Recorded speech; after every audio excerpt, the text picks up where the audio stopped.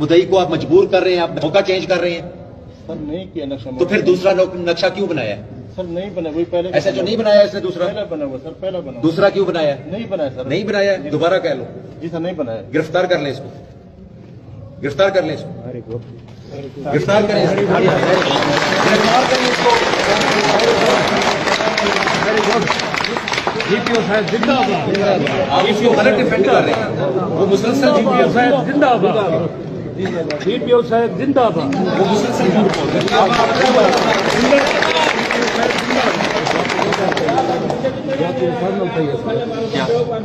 एक मिनट, ये जो केस है सर ज्यादा साल चाहिए,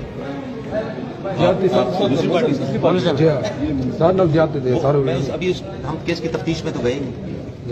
मैं तो ये देख रहा हूँ कि जो मुद्दई है मर्डर हुआ है, इसका भाई मर्डर हुआ है। खुदकशी सर आपको आपकी नहीं पैसा थाना जाते चाहिए सर। वो तफ्तीश है ना, वो तफ्तीश हम मेरिट पे कर रहे हैं। मैं तो अभी ये बात कर रहा हूँ कि दो नक्शे मौके क्यों बन रहे हैं। ऐसा चुना बताएं ना, दो नक्शे मौके क्यों बने? और फिर आप पिछले 5 मिनट ये दोनों आप साबित करने की कोशिश कर रहे हैं कि ये नहीं बना।